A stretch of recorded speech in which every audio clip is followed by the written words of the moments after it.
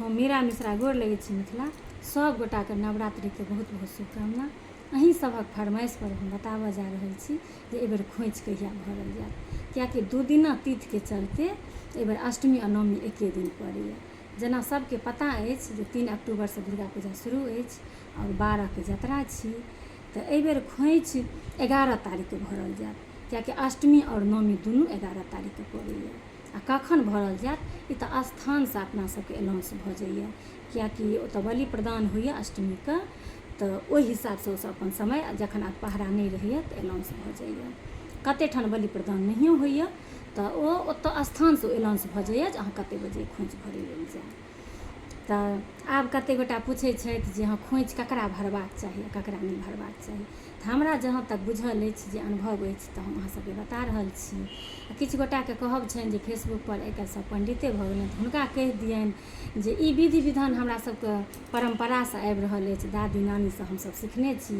एखनो पूछै छियनि जे केनाके, एहि लेल हमसब सबगोटा पण्डित लग नहि जाइ छी जे खोइच कोना भरब। ई हमरा सबके एकटा माँके आ बेटीके बीचके सम्बन्ध अछि जे केओ कबुला करै छी केओ खुशीसँ एनाहु भरै छी। तऽ खोइच किनका भरबाक चाही, तऽ खोइच संतानवतीके भरबाक चाही।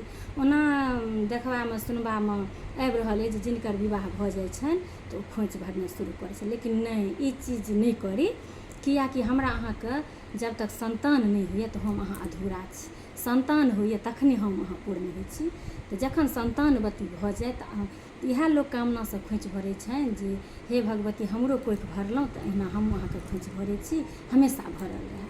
तऽ संतान जब तक नहि हुए ताबत अष्टमी दिन व्रत करी, या अपन इच्छा पर छै अहाँ 10 दिन कऽ सकै छी, बहुत गोटा करै छथि, तऽ अहाँ अपन आस्थाके बात छै।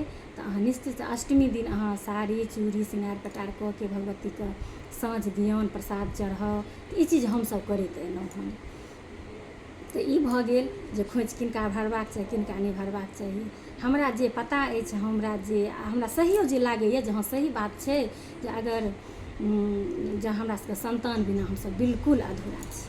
तखन आब प्रश्न केने छलथि हँ, पूछने छलथि जे किछु गोटा जे हाँ जखन आब मानिके चलू जे एकटा बच्चा भऽ गेल, खोइच भरऽ लगलहुँ, बीचमे दोसर बेर प्रेग्नेंट भऽ गेलहुँ, तखन की करबाक चाही। तऽ तखन हम जे देखने छी हमरा जे सही लागैए जे हमरा अहाँके जखन बच्चा पेटमे रहैए तऽ हम अहाँसब जेना विद्यार्थी तैयारी करै छथिन UPSCके, तऽ वएह तैयारी अपने सब करैत रहै छी जे हे भगवान हे भगवती हमरा नीके सुखे बढ़िआँसँ हम संतानके जन्म दिए, जच्चा आओर बच्चा दुनू स्वस्थ रही। तऽ बीचमे कोनो तरहके कबुला पाती या एहि तरहके नहि हेबाक चाही। तऽ नहि एक बेर 2 बेर अहाँ भरिओ लेलहुँ तैयो ओहि बेर अहाँ से नहि भरू।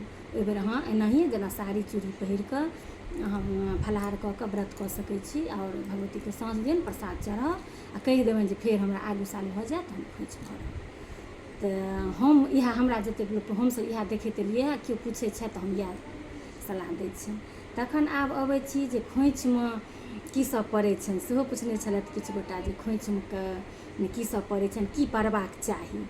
एना सबकिछुके रूल कनि बढ़ल गेल हँ तऽ लोक बढ़ेने गेलथि हँ, लेकिन नियमतः की सही हेबाक चाही तऽ हमरा जे लागैए से हम अहाँ सबके बतबै छी। वीडियो कनि लॉन्ग भऽ जायत लेकिन एहि लेल क्षमा चाहै छी। हमरा पूरा विश्वास अछि जे अहाँ सब जरूर पूरा देखबै। तऽ खोइचमे जेना अपना सब जहिना खोइच लै छी सबकिछु, तहिना सबकिछु अपना खोइचमे लेब। भगवतीके खोइचमे दूइब नहि पड़ै छनि, कियाकि दुर्गा महारानीके जे अवतार भेल छनि से सब देवताके प्रभावसँ सब देवताके आराधनासँ भेल छनि।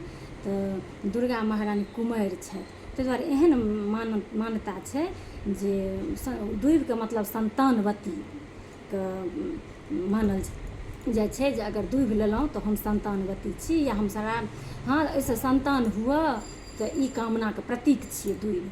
तऽ भगवतीके ओ रूप अनेक रूप छनि माँके, लेकिन माँके दुर्गाके जे रूप छनि से माँके कुमारिके रूप छनि, तऽ माँके खोइचमे दूइब नहि पड़ै छनि।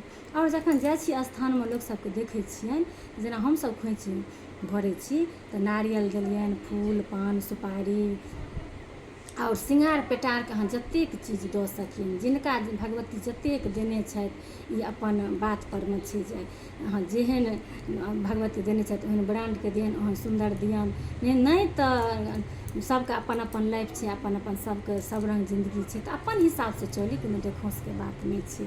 तऽ बस सिन्दूर अपना सबके सबसँ पैघ चीज, सिन्दूर बिन्दी टिकली ईसब काजर ताजर जे एक जगह मिल जाइए अपना सबके मेलामे लै छी तऽ सबकिछु अहाँके मिल जाइए। भगवतीके खोँचिके सबटा विधान तऽ ओ दऽ दियौन। आओर किछु लोकके देखै छियनि जेना एहिमे मिठाइ दऽ दै छथिन, केला दऽ दै छथिन, सेब दऽ दै छथिन, तऽ हमरा हिसाबसँ ई सब नहि देबाक चाही। किया नहि देबाक चाही? कियाकि ओ खोँछि जखन अपना सब अष्टमी दिन भरै छियनि तऽ खोँछि खोलैमे जतराके 2 दिन बादो हुनकर खुजै छनि, जखन पूरा कमिटी फुर्सत होइ छथि ओकर बाद खुजै छै तऽ ओ खराब भऽ जाइ छै ओहिमे। तऽ हमरा ई लागैए जे नहि, प्रसाद जे छनि से अहाँ चढ़ा लिअ, वितरण तखने कऽ लिअ, या ओहिमे माँके जे रहै छनि स्थानमे ओतऽ अहाँ प्रसाद दऽ दियौ। प्रसाद दे दियौ, कियाकि खोँछिमे प्रसाद दैके नहि छै। ओना हम कतहु कतहु देखलिए किनको ताहि दुआरे ई बात हम रखलहुँ। बस वएह सब मेन नारियल, मेन माँके खोँचिके नारियल होइ छै जे अहाँ दियौन, जे ओहिना अपन आनन्द रहै, ओहिना फल फूलैत रहै। तऽ इएह सब दऽ के माँके अपन खोँछि भरि दियौन सबगोटा। तऽ एहिबेर 11 तारीख अष्टमी पड़ैए तऽ अपना सबके खोँछि भरल जायत। तऽ बस इएह विधान अछि। आ बस अपना सब ओहि दिन व्रत करै छी, केओ फलाहारियो करै छी, लेकिन सनातनमे से केओ खेबो करै छथि, लेकिन अक्सर आब लोक फलाहारिए करै छी। हरि अनन्त हरि कथा अनन्त, जिनका जेना जेना शरीरे, जेना पहिले स्वस्थ रहू ओकर बाद व्रत छै। कोनो भी व्रत अगर केओ करै छै तऽ शरीरसँ पैघ कोनो व्रत नहि छै। जतेक पार लगैए, जेना पार लगैए, आस्थाके बात छै। तऽ सबगोटाके एक बेर फेरसँ माँके कृपा हमेशा बनल रहै, सकल मनोत पूर्ण हुए, एहि कामनाके संग हम सबगोटाके दुर्गा पूजाके बहुत बहुत शुभकामना दै छी। जय सिया राम, जय मिथिला धाम।